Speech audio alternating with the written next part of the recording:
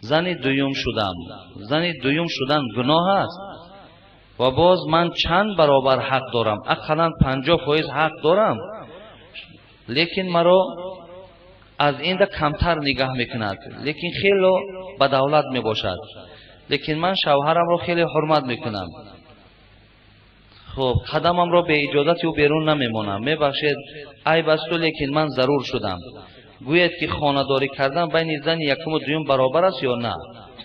خب التماس با این سوال من جواب گردونید. بله این هم یک درد است دادار عزیز، این مسئله زن دوم و زن سوم گرفتنم که بسیاری از برادرای ما که خدا برکتشان تیاد، مثال به این اراده و به این مقصد غیرتایی که میخواهند زن دوم گیرند، زن سوم گیرند، خب خوب نیک، ولی رعایت کردن، مثلا وقتی یک ماه یا نیم ماهی که با این زن شما داد و گریفت میکنین و به همه دیگر او را فراموش کردن، البته به البته شما در پیشگاه خداوند گناهکار میشوید.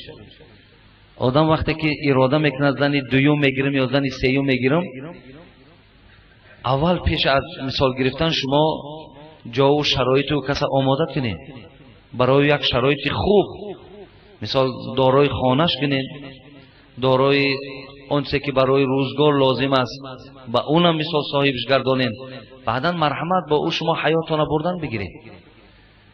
این خیلی نیست که مثال گویم زن یکم از زن دوم بالاتر یا زن دوم از زن یکم بالاتر، نه همش زنن. این است که مثال در گردن تو از خود زن یکم باشد، خود سوم باشد، خود یکم باشد، همش یک خیل حق دارد.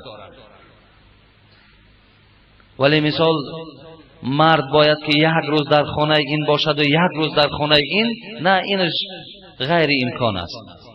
اینش در شریعت هم تاکید نآمده است که مثال مرد یک روز در اینجا باشد، یک روز در اونجا، یک شب با اینش باشد، یک شب با اونش باشد.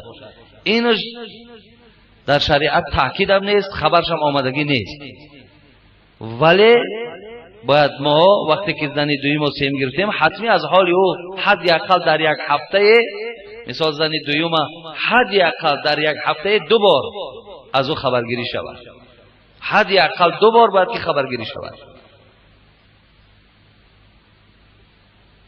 ولی این تاکید نیست که حتمی یک شب اونجا یک شب اینجا، حتمی مثال در خانه اینش که هر چی خریدی باید در خانه و هم این خرید، نه، فقط نگاه و بین رفت و آمد باید که در بین این دو زن باشد. برادر عزیز و گرامی، اینش تاکید نیست. ولی بسیاری خواهرای ما با ما در تلفن گپ میزنن، بسیاری هم تا گوییم که غضبناک هستن که آخی شریعت میگه یک شب اینجا باشه باید یک شب اینجا. نه، شریعت اینا گفتگی نیست. شریعت نمیگه یک شب اینجا و یک شب اونجا. خب اگر پیش زن دویمش 3 روزم بهتر، 4 روزم بهتر، 5 روزم بهتر، اگر یک شبم پیش تو بیاد جایز است، درست است. مثلا وای گناهکار نمیشود، ما نمیگیم وای گناهکار میشد، ولی این قدر خبر میتیم که تسد از حال زن دویم هم خبر بگیر. خدا را شکر که وای صاحب خانه کرد، خدا را شکر که مثال برای تو همه امکانات را فراهم کرد. همه اینا هم ان شاء الله جای سپاسگزاری.